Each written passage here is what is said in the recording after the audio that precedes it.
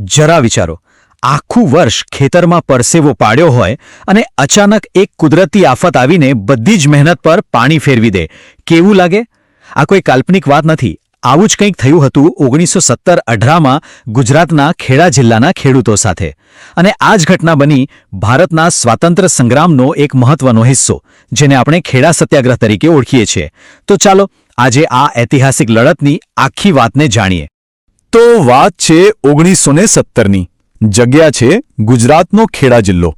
એ વર્ષ ખેડૂતો માટે જાણે આફત લઈને આવ્યું. એટલો બધો વરસાદ પડ્યો, એટલો બધો જેને આપણે અતિવૃષ્ટિ કહીએ છીએ, કે આખા વિસ્તારનો પાક સમૂળગો ધોવાઈ ગયો. બિચારા ખેડૂતોની નજર સામે જ એમની આખા વર્ષની મહેનત પર પાણી ફરી વળ્યું. તો આપણે એ સમજવું પડે કે ખેડામાં જે સંકટ આવ્યું હતું એ કેટલું મોટું હતું. આ ખાલી એવું નહોતું કે પાક થોડો ઓછો થયો. ના, આ તો એવી હાલત હતી કે હજારો પરિવારોનું શું થશે એ જ એક મોટો સવાલ બની ગયો હતો. ખેડૂતોની આખા વર્ષની કમાણી, એમની મહેનત બધું જ ઝીરો થઈ ગયું હતું. હવે પાક નિષ્ફળ જાય એનો મતલબ શું? સીધી વાત છે, ખેડૂતો પાસે ખાવા માટે કે પછી બજારમાં વેચવા માટે અનાજનો એક દાણો પણ બચ્યો નહોતો. એટલે આ ફક્ત ખેતીની નિષ્ફળતા નહોતી, આ તો ખેડૂત પરિવારો માટે એક આર્થિક તબાહી હતી. એમને દેવાના મોટા બોજ નીચે દબાવી રહી હતી. હવે આવી કપરી પરિસ્થિતિમાં કોઈ પણ શું આશા રાખે? એ જ ને કે સરકાર કંઈક મદદ કરશે, સહાનુભૂતિ બતાવશે. પણ અહીં તો સાવ ઉલટું થયું. ખેડૂતોને મદદ તો ના મળી, પણ બ્રિટિશ સરકારે એક એવો કડક નિર્ણય લીધો કે જેણે આ મુસીબતને એક મોટા આંદોલનનું રૂપ આપી દીધું. તો જુઓ, પરિસ્થિતિ કેવી હતી.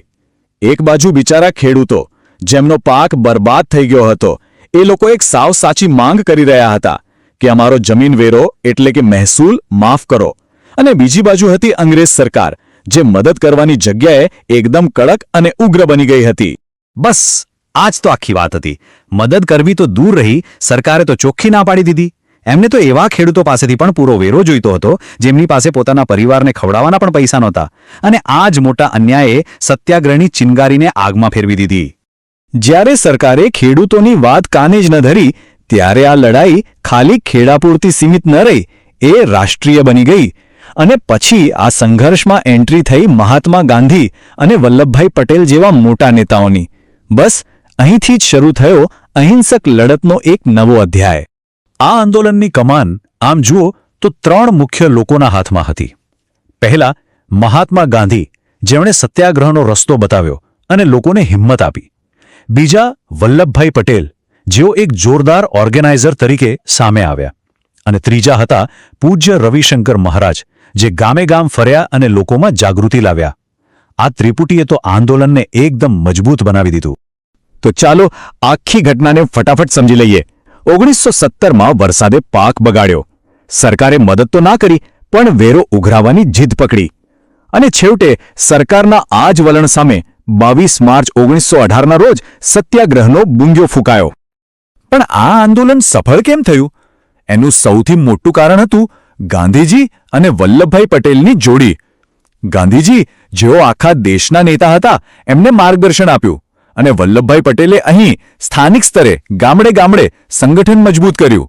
બસ આ જ પાર્ટનરશિપ આ સત્યાગ્રહની સફળતાની અસલી ચાવી હતી. તો હવે સવાલ એ છે કે આટલા મહિનાઓનો સંઘર્ષ, ધરપકડો, સરકારનું દબાણ, આ બધા પછી છેવટે થયું શું? શું ખેડૂતોની એકતા કામ લાગી? એમની અહિંસક લડત સફળ થઈ? ચાલો હવે જોઈએ કે આ ઐતિહાસિક સત્યાગ્રહનું પરિણામ શું આવ્યું. અને હા, અંતે જીત થઈ સત્ય અને અહિંસાની. સામાન્ય ખેડૂતોની એકતા અને હિંમત સામે એ વખતની શક્તિશાળી બ્રિટિશ સરકારને પણ ઝૂકવું પડ્યું.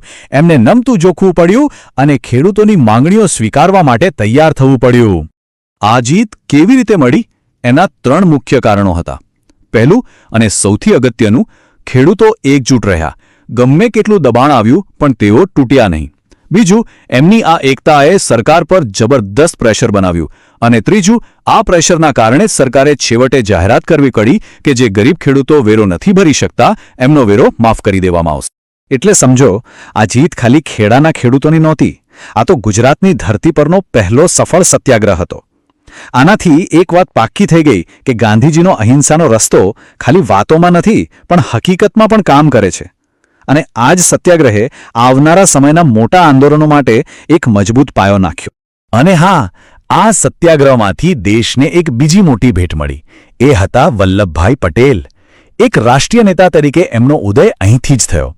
આ આંદોલનમાં એમની જે ઓર્ગેનાઇઝ કરવાની તાકાત અને લીડરશિપ દેખાય, એનાથી આખો દેશ એમને ઓળખતો થઈ ગયો. અને કહેવાય છે કે અહીંથી જ એમના સરદાર બનવાની સફર શરૂ થઈ. તો છેલ્લે આ આખા સત્યાગ્રહમાંથી આપણને શું શીખવા મળ્યું? ભવિષ્યની આઝાદીની લડાઈ માટે આનો શું અર્થ હતો? સૌથી મોટો પાઠ એ હતો કે એકતા અને અહિંસામાં કેટલી તાકાત છે. ખેડા સત્યાગ્રહે એ સાબિત કરી બતાવ્યું કે જ્યારે સામાન્ય માણસ અન્યાય સામે એક થઈને ઊભો રહે છે, ત્યારે તે ગમે તેવી મોટી સત્તાને પણ ઝુકાવી શકે છે.